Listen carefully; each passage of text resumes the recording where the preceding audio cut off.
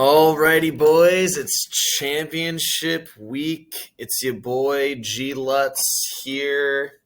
Gonna break down last week's playoff matchups and some of the consolation, and then we're gonna get right into the match everyone's waiting for: Ryan versus BDM in an epic clash of sucking at fantasy.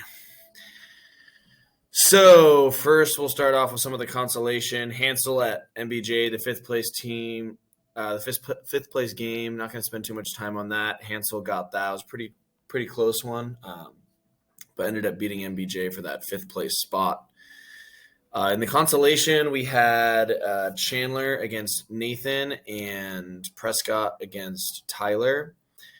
So Prescott versus Tyler. Tyler ended up getting the win, 97-90. Not an easy win for him because Prescott's team's pretty solid. I think that Prescott's going to look back and wish that he played Lawrence, even though Fields looked pretty good against Buffalo. If he would have played Lawrence, he would have won. But, 97-90, they both kind of had bad weeks. So Tyler's out of the woods. And then we had the Chandler-Nathan matchup. Chandler was pretty heavy favorite, I think, in this one. So Nathan now has the chance to be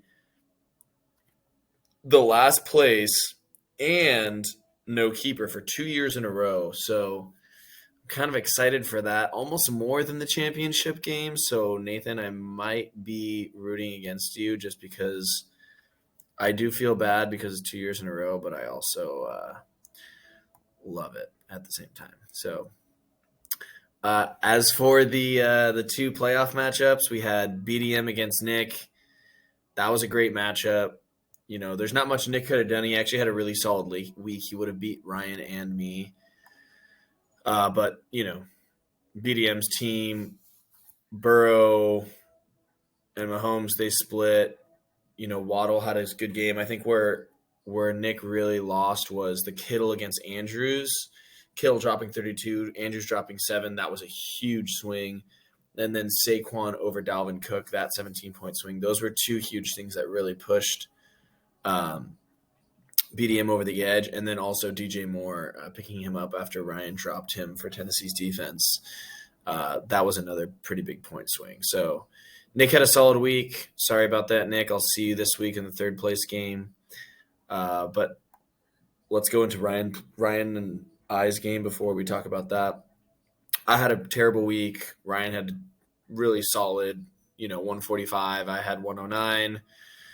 Josh Allen did what he would expect. Diggs had a bad game. Where he really, really got me was CD getting 36. Evans has really plummeted the second half because of Tom and the Tampa Bay offense and Godwin coming back. Evans has been shit for me. McCaffrey had a pretty bad game for his standards, only dropping 13. He's usually up in the 30 range, so that was pretty bad for me. Jacobs did pretty bad for Ryan as well, though. That was one of his worst games of the season. Stevenson getting 2, his worst game of the season. That was pretty bad. Najee did a consistent 15. But where Ryan really, really pulled away from me was that Hawkinson game dropping 37. So I don't think anyone really expected that. That was huge for him. So that really put him over the top was that Hawkinson CD. Both trades from Tyler. Fuck you, Tyler.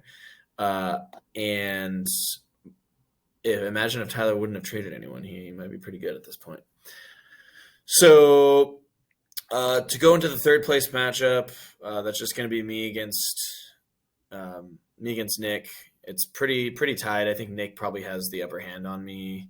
My receivers aren't doing too well. I think my guys might bounce back because I had such a bad week. There's no way that happens again, but I do give the edge to Nick. His team is stronger besides his tight end position. His team is overall stronger than mine. So I think Nick gets the upper hand on third place. All right, now let's go into the championship game. Here I have a little visual here. So we got Ryan and BDM. So Burrow versus Allen. So I think that, this is a pretty good matchup. They play each other on Monday night. Ryan also has Diggs that game. So if BDMs are up around like 15 or 20, this is going to be super interesting because they could match each other, right? They're playing each other. But if he has that, Burrow can match Allen and then Diggs can get that extra, then Ryan can get the hit. It's going to be an interesting game. So that's going to be cool if it's pretty close after Sunday. That Cincy Buffalo game is going to be huge because it's such an important game for seeding, for the playoffs, everything. Because they could definitely see each other in the playoffs. Godwin, he's going to give BDM a good consistent 15. I wouldn't be worried about that. That's just consistency right now when he's healthy. Tyreek and Lamb, remember, Tua might be out. That's a huge factor. Tyreek's pretty good no matter who's throwing him the ball, but not having Tua is really going to impact him. He's a big play guy, and without a big play quarterback, that's pretty sketch. He's also at New England. It's pretty cold there. You know what happens when Miami goes up to New England in January, December? They usually aren't as good. CD, he's playing at Tennessee on Thursday night. I think that's a pretty safe play. Tennessee's totally slumping. Dallas is kind of hitting their stride. They just beat the Eagles. Look for CD to have a good game. I'm thinking he's going to get 25. Tyreek could have a pretty bad game with no quarterback in a cold weather game. He could look at like 8 if he doesn't have a big play. Chubb versus Jacobs. Jacobs just had a really bad game, but he plays SF. Really bad matchup for Ryan. That's kind of a sketchy play right here. He doesn't have a choice. He has to play Jacobs. He doesn't have they're going to lean on him, but it's going to be a tough game against that top defense. Chubb, he's playing Washington on the road. That's going to be pretty defensive. I think both these guys are going to get low totals, nothing more than 20, but I think Chubb has the upper hand. He has a better chance of getting a touchdown because SF's defense is just so good. Saquon against Najee. Saquon plays Indianapolis, so that's a pretty good matchup. Look for him to have a good game. I could say he could easily get 20 to 30. But Najee's at Baltimore. That's the Sunday night game. It's going to be super cold. It's going to be run heavy, so Najee's going to get the ball a lot. But it's going to be a defensive game. So don't look for him to have a breakout game unless Pitt's D really breaks, which I foresee them playing. As long as they keep it close, Pitt's D will keep it close. Hawkinson and Kittle, huge question marks, right? This is kind of going to make or break it. Whoever's tight end does better is really going to get a big advantage. Kittle obviously has been going crazy with Brock Purdy. Now that Purdy's in the lineup, Kittle's been dropping points, he's been dropping yards, he's been dropping catches, he's been getting touchdowns. That's a huge turnaround for him. Look for Kittle to have a big game against Vegas in Vegas on New Year's. And then Hawkinson just went off like basically one of his biggest game with the Vikings. He's playing at Green Bay, so we'll see how that is. That's going to be a pretty cold game.